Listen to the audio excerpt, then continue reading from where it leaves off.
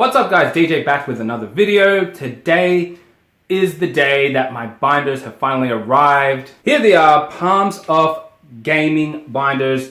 These are the bigger versions. Last time I showed you the 9 pocket 360 sleeve stuff. This is 480 slots and 12 across, or 4x4. So the only real difference is the size. As you can see, this one is a lot bigger. I bought 3 of these bad boys and I'm going to show you what they look like. Very similar to this, but I thought I'd take the opportunity to show you my binder collection. Well, not all of it, just my vintage binder collection, considering I have a lot more binders just down below. So guys, let's not muck around and show you what we got. As I said, I bought 3 of these bad boys. Here's the invoice. I only paid $35.65 each, which is quite a good deal for a good binder. So in total, I paid $118.19. And the 2, well, I bought 3. 2 of them are going to be for my vintage stuff. And then 1 of them is for my promo binder. This was also found in the box, in the packaging. I think they give this to all the customers because I did receive one of these in the mail the other day. Well, so I bought from another seller on eBay and they chucked in this for free. So I could already see that they have another one in here. It's pretty much an arbok, kind of like a tattoo style design. Quite interesting. I think it's a sticker, but really cool nonetheless. Let's open this first before we get into the binders. I'll show you what they look like, and then what I'll do is actually show you some of the completed sets that took me 25 years to accomplish, I guess. So Skittles, I know I'm going to have that today, so we'll put that in the background. But yeah, I'll eat that today. I'm a sweet tooth, a massive sweet tooth. So here's another one. I have 2 of these now. Not sure what to do with them. I think they are stickers. They could probably do well on, oh, it's a tattoo, or yeah, maybe it's a sticker tattoo, I'm not sure. But anyway, Palms of Gaming there, and then they've got their business card here. And it looks like they've chucked in some cards as well. So that's really cool. Really nice design. You've probably seen your purchase has helped support a small Australian business working hard to bring you Aussie-owned TCG product. We appreciate you, Palms of Gaming. Really cool. The guys from America and stuff, you might have seen a product from Palms of Gaming. It was a PSA suitcase. Palms of Gaming and another company joined together. They did a bit of a fusion dance to make a PSA case, which looks really cool. I'll probably put it on the screen there. That one is like a limited edition, I think. I have seen some of their older ones, but it's not like that. It's pretty much the same. I think that one has just gold label and a bit more premium, I guess. But here's a free Dragon Ball Super card. Another one here. These are just commons, but still nice to have anything free with any purchase. You know, I did pay just for the binders. I didn't account for any freebies at all, considering they are a business. And businesses are, I'd say, less likely to give you some free stuff. I think when I buy from Facebook dealers and Instagram people and stuff like that, and eBay sellers, sorry, they tend to throw in a few things. So here is a Ghastly from Crimson Invasion. Quite nice artwork there. And then these are the, I guess, card saver ones, or semi-rigids, or whatever. Palms of Gaming logo. I do have a few of these. They pretty much do the same job as any card saver ones, or, you know, the ones I usually use are from here, card saver ones, but, you know, they do the same job, and I know other places in the world, they have different ones as well. So generally speaking, you'd probably grade your cards using these things, which is what most people use them for, but I might use them for placing a booster pack on and then sleeving it up in one of these things. So I think that's really cool, and yeah, look out for some more Palms of Gaming product on the channel. But let's take a look at these binders. So I know I've showed this off on the channel before, but this is obviously the bigger one. I want to see if there's any differences. There probably isn't. You get that really cool bag to go with it, which is handy to, you know, transport if you are trading with someone or bringing your collection across. So here it is. The bag is off, and then it's got that nice little protector seal on top of it. 480 slots, textured leather, zip closure, blah blah blah. Pretty cool. As I said in my other binder video when I was promoting them, I don't really invest in good binders, so it's refreshing. Alright, the zip is open, the seal is off, and here we are. Virtually the same, it's just any other binder except with 4 across. The way they have it is on the sides, so if you're looking to get one of these, they're pretty cool. They're not going to fall out from the top or anything like that, which is common problems with other binders. And then, you know, the zip on them protects it from dust going into the cards. And also, this is quite hard as well. It's not... I did see someone looking for good binders, and obviously you can't really bend this. Someone was concerned about that, but you can't. So yeah, this is pretty standard. And let me show you what my sets. Alrighty guys, so we are starting off with base set. Of course, that's what we have to start off with. And this is just a quick showcase of my vintage sets because, as I said before, I have a lot of binders, about like 20 or so, with modern stuff. So I thought, you know, these binders are premium binders in a sense. So I'm just going to put my vintage stuff here, and all the modern stuff are in my older binders. I think if I went and got, you know, replaced all those old binders, it'd be quite expensive to do. I'll think about it, maybe long term or something like that. But for the time being, I am quite satisfied to have the Wizards of the Coast sets in these binders only. And then moving forward, I will, you know, I don't know what I'll do with those modern sets, to be honest. I could potentially, you know, change them over and complete those sets, but I feel like that will take a very long time, and I am missing a lot of cards in them. Something you'll notice here, and maybe a bit of a question for you guys, is I hate gaps in my binder. So, as you can see, base set finishes at that water energy right here. And then I immediately go straight into jungle. Let me know what you guys think. I know some people don't like starting a new set on the same page. So, you know, if this is base set and it ends on water, then they would just skip 1, 2, 3, 4, 5, 6 slots, and they'd go to the next page and start jungle, which is what I used to do. But then I kind of looked at it and I just didn't like having gaps. It made me feel like it was incomplete. And there's something about incomplete stuff for me that pisses me.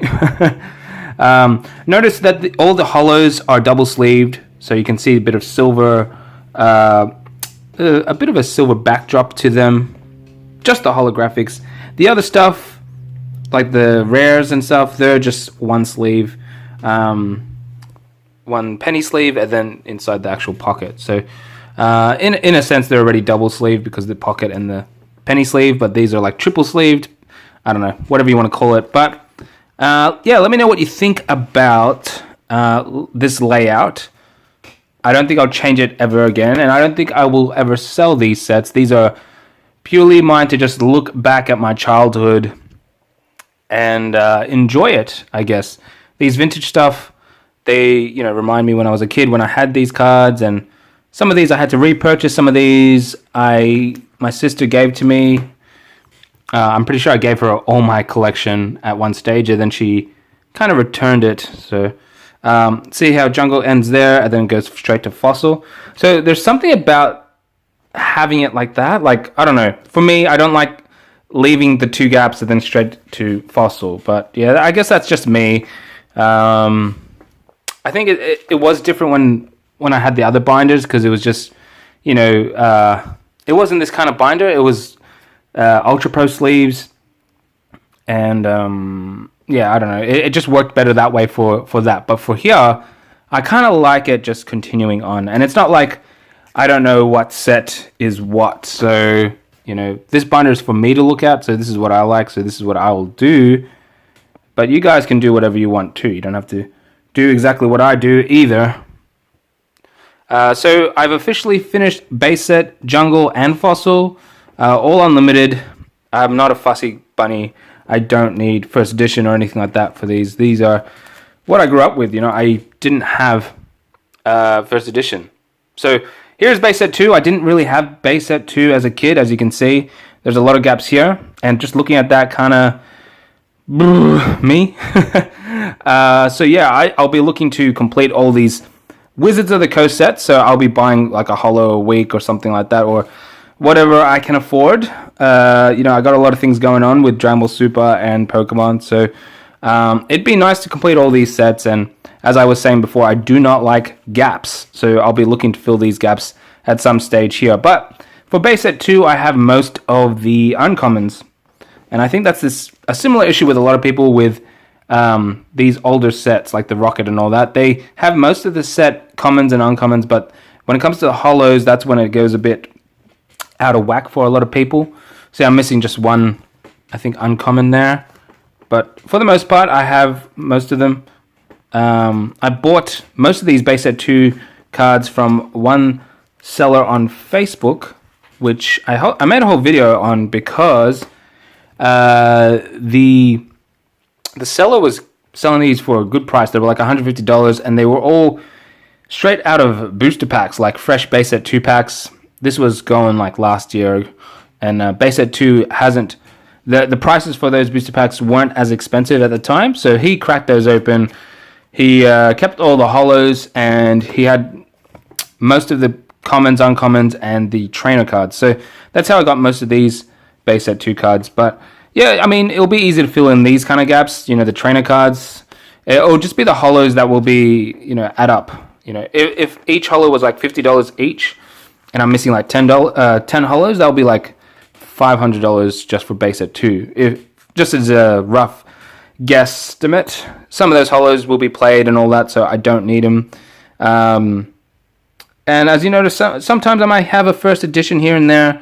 I just bought it because it might have been on a claim sale or an auction. I'm just like, why not? It's going cheap. And sometimes they're cheaper than the unlimited for some reason. Depends who's watching on auction. And I think those things on Facebook, Instagram, if there's not many people watching, that's a good opportunity to snag up a bargain. And Team Rocket is a similar issue here. I do need a few of the rares and the holos and stuff like that, but yeah, I mean, it's a bit of a goal of mine, something on the side. I do like to see completeness, like something like that. When I see that every pocket is full, it just, you know, makes me happy. I just love it. I like to see a complete binder. Anything with a gap there, even if it was a holo page and there was only one holo missing, I'd probably prefer one of the common and uncommon pages that's complete, like just to look at, purely to look at. Yeah, you can see my Gym Heroes is lacking, which I do need to work on. So that's mainly the holos. On these 2 pages here are mainly holos, so when I do get them, like, I think they'll be quite attractive.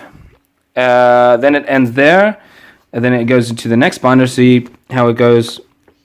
39 out of 132 for Gym Heroes, and then it continues on to the next page. That's how I've laid it out for here. And some people might not like that. I'm not sure, you know. But as I said before, it's entirely up to you how you want to lay it out. Some people don't even complete sets anymore. They just want to collect species or types or gold cards or just the rare cards or just the holos. And I've considered doing that at one stage, and then yeah, I just wanted to have everything, all these sets. So the vintage sets, the WOTC sets, what I grew up with, I actually ran out of pages in these binders. I still have a Neo Destiny set that I could not fit in, so that's a little disappointing. So I'll have to buy another couple more binders if I want to do all the WOTC sets. But I think at the end of the day, it will be fun, and it's a ongoing challenge and goal, much like the promo binders that I have going. My promo binders are the same binders as these, so yeah, it's kind of like my favorite sets, or the sets that I wouldn't really ever sell. Not that I'd sell my modern stuff either. Now, Gym Heroes probably is, much worse than my Gym Challenge is worse than Gym Heroes, according to what I'm missing. So it doesn't upset me, but it's just like, I really need to find these cards and put them in the sleeves and stuff. But then, I have to look for Dragon Ball Super boxes and cards, and same with the promo stuff as well. I'm chasing promos, so yeah, I guess that could be an issue when you have multiple goals. If one of your goals is just to do Gym Challenge, for example, I'd say you can realistically do that in a couple of weeks' time and complete it, and then move on to the next one, which would be a lot smarter. But with me, I'm more, I guess, sporadic. I spread it across everything, and that's why sometimes these kind of things, these projects, can take a lot longer to do. But yeah, I guess I don't mind. Like, some of these commons and uncommons look fantastic, but it'll just look even better when I have the whole set, when it is complete. So I think Psychic is 131, and then I'm missing an energy here, and then it starts Neo Genesis. As you can see, number 2, number 1 would be there. So, I've spaced it out accordingly. But these Neo Genesis cards I got from the trade, the Universal Onslaught trade. So I decided to just put them in the binder and not grade them. Yeah, I mean, I don't mind. I like it. I like it even more when I have the other holos to go with them. And as I said before, these are kind of like the priceless part of my collection. Stuff that I don't put a price on because I wouldn't sell them. And I'd continue to collect them until they were complete and finished, because it will just look better. And I'll be happier with it as well. I think I could go without the newer sets that I have, those binders I have. But even them, sometimes I look at them and I'll just be like, wow, that's like, I collected that. I opened these packs, I put them in the sleeves, I can't sell that. The only things I can really sell is the doubles, the triples, the quadruples, the bulk. And like I said, I sold the Venusaur thing because I didn't need my PSA 10 Venusaur, because I already had a Venusaur in my binder, and I prefer my binder. In all honesty, I prefer my binder over some of my PSA cards. So, if I have a PSA card, like let's say I have this Graveler in PSA, which I don't, but let's say I did, if I needed funds, I'd sell the PSA and keep this one. I don't know. That's just me. Some people would think that's silly, but I just like a good binder. I like a complete binder. There's something about it that really, I feel they're like really underrated. And some people, they're all about the sealed product. They're all about the PSA cards, and the binders kind of get lost in it. But I think at one stage, binder collections will be a little bit rare, seeing that people just grade these kind of cards, the shinings and the holos. So when people start grading them, like, I guess there's less completed binder sets and more PSA cards. But as I did say in another video before, I feel like, it's a bit of a trend. We grew up doing binder sets and stuff. And I think a lot of people are moving towards binder collecting because it's cheaper and not a lot of products out there, and the singles are easier to get than booster packs these days. So, you never know. People might go back into binder collecting, and then, if they're chasing binder cards and stuff like that, played cards, there'll be a demand for it. There'll be something, people would want it, and I guess that could potentially increase the value of certain sets. And we all know some sets have done better than others, but I've seen complete sets sell for really good money as well. So I think it is worth completing sets, like, especially the vintage stuff, but just complete sets are worth it, emotionally as well as financially. But that's pretty much it, guys. That's my vintage binder collection. Let me know what you think, and I'll see you guys in the next video, 2 days time. Bye.